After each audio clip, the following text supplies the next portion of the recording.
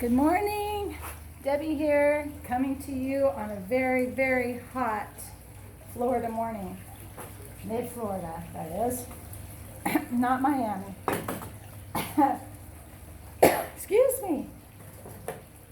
The frog jumps in right when I turn on the video on button. Today is an update on our seedlings and transferring them to the Kratky jars, our mason jars. So these two never sprouted. And we have our arugula, kale, endive, and kale. So I'm just going to show you, today is planting day, and show you how to transfer the plants into the jars. I've done this before, but I'm going to do it again. This is what it looks like when it gets algae on the top. It won't cause any trouble for the plant. I just don't like it. So what I do, this one had many seeds in it, so I'm going to pull all but 2 or 3 of the plants.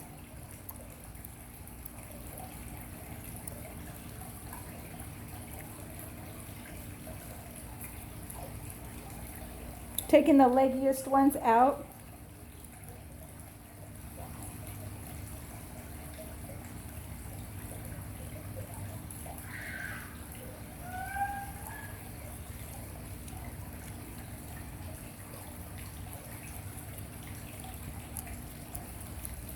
All of them have developed a very definite root structure,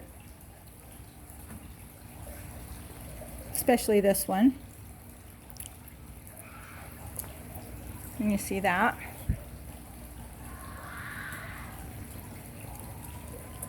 Which means that I can go ahead and put them in a jar that's full of water, and they will reach for the water. My friend gave me this dill plant, and this has been sitting in my windowsill for the last month. And you can see how the roots grow to reach the water. This jar has water down, you see there, it's running out of water. This actually has a little bit of algae in it, so I'm going to pour this out and put clean water in it. It's recommended that you change the water every week, but I never remember to do it, so I never do it. Hasn't caused me any trouble. All right, so the 3 jars that I'm going to plant in right now are these ones that we're experimenting with. I purchased these, this vase, and this vase at Dollar Tree, and then I purchased socks to go over these. So the setup for each one of these was $1. And I got thinking this morning, if the sock is not thick enough to keep the sunlight out, you could actually double up with 2 socks. So I actually have the other half of these pairs just waiting to go in a jar. And just to recap, all of this has been discussed 2 or 3 times in previous videos, but just to recap, the nutrient water is made from this Maxi Grow. 1 teaspoon per gallon. This is a half-gallon jar full of water. And I'm going to pour this in and bring it to the level of the bottom of this net cup right here. And place the plant in it. And then in a few days, the plant's roots will reach down to the water and start drinking, just like this did.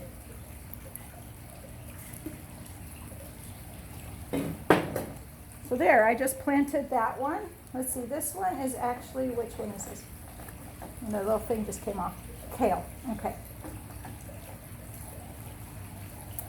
I'm thinking I'm going to do 1 kale for the bathroom window, and then I'll do 1 endive.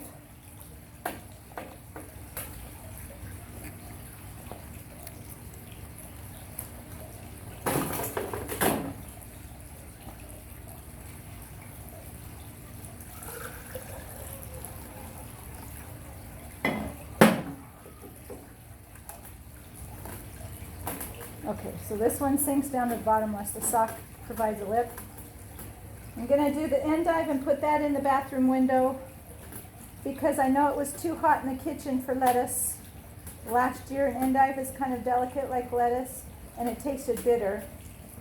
So this I'm going to put in the bathroom window. And then I'm going to put the arugula.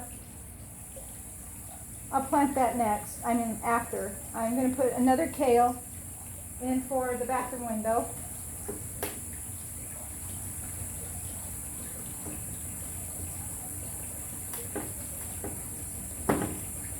This needs a little more water.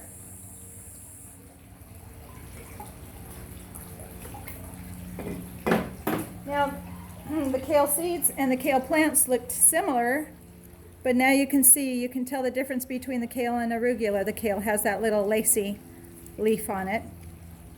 And I can take you in the bathroom and show you the arugula is doing really well in the bathroom. The ones that we planted a few weeks ago, they look a lot different now.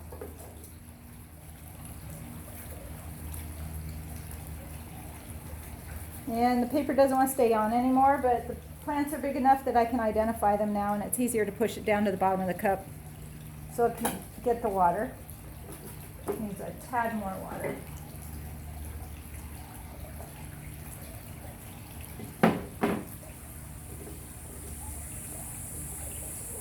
All right. Okay, that's 3 planted. And I haven't even gotten my hands dirty. All right, now I'm going to need to get some more nutrient water, so I won't film all of that. But we have a kale left.